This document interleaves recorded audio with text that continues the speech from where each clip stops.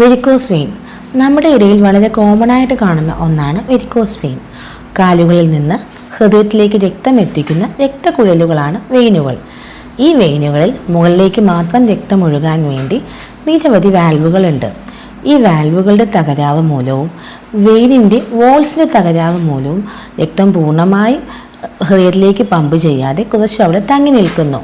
ഈ തങ്ങി നിൽക്കുന്ന രക്തം കാരണം ഈ വെയിനുകൾ ഉരുണ്ടുകൂടി കാലിൻ്റെ തൊലിയുടെ അടിഭാഗത്ത് പ്രകടമായ രീതിയിൽ കാണുന്നതിനെയാണ് വെരിക്കോസ് വെയിൻ എന്ന് പറയുന്നത്. തുടക്കത്തിൽ ദീർഘനേരം നിൽക്കുമ്പോൾ കാലുകൾക്കുണ്ടാവുന്ന വേദന, കാലുകൾക്ക് ഭാര കൂടുതൽ ഫീൽ ചെയ്യുക തുടങ്ങിയ വെരിക്കോസ് വെയിൻ്റെ പ്രധാന ലക്ഷണമാണ്. വൈകുന്നേരങ്ങളിൽ വരുന്ന കാലുകൾക്ക് വരുന്ന വേദനയും കഴപ്പും വെരിക്കോസ് വെയിൻ്റെ ലക്ഷണമാണ്. സ്ത്രീകൾക്കാണെങ്കിൽ പീരിയഡ് സമയത്ത് വെരിക്കോസ് വെയിൻ്റെ ബുദ്ധിമുട്ടുകൾ വർദ്ധിക്കുന്നതായി കണ്ടുവരുന്നുണ്ട്. കാലക്രമേണ കാലിൻ്റെ അടിഭാഗത്ത് തൊലി കറുക്കുകയും തൊലിയുടെ കട്ടി കൂടുകയും ചൊറിച്ചിലുണ്ടാവുകയും നീര് വരികയും ഉണങ്ങാത്ത വ്രണങ്ങൾ ഉണ്ടാവുകയും ചെയ്യാം. വെരിക്കോസ് വെയിൻ എല്ലാ സിസ്റ്റം ഓഫ് മെഡിസിൻസിലും ഫലപ്രദമായ ട്രീറ്റ്മെൻ്റ് ഉണ്ട്.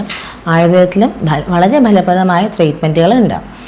പ്രാഥമിക ഘട്ടത്തിലാണെങ്കിൽ വെറും ഇന്ത്യയുടെ മെഡിസിൻസ് കൊണ്ട് തന്നെ നമുക്ക് വെരിക്കോസ് വെയിനെ ട്രീറ്റ് ചെയ്യാവുന്നതാണ്. എന്നാൽ അഡ്വാൻസ്ഡ് സ്റ്റേജസിൽ ഇപ്പം ഉണങ്ങാത്ത വ്രണങ്ങൾ അങ്ങനെയുള്ള സ്റ്റേജസൊക്കെ വരികയാണെങ്കിൽ ആയുർവേദത്തിൻ്റെ പാരാസർജിക്കൽ പ്രൊസീജിയേഴ്സ്, അതായത് ജലൂക അവചരണം, ലീച്ച് തെറാപ്പി അല്ലെങ്കിൽ അട്ട ചികിത്സ, പിന്നെ സിരാവേദം അല്ലെങ്കിൽ ബ്ലഡ് ലെറ്റിംഗ് തുടങ്ങിയ പാരാസർജിക്കൽ പ്രൊസീജിയേഴ്സ് കൂടി നമുക്ക് ഇന്ത്യൻ മെഡിസിൻസിൻ്റെ കൂടെ ഇംപ്ലിമെൻറ്റ് ചെയ്ത് കഴിഞ്ഞാൽ വളരെ ഫലപ്രദമാണ്.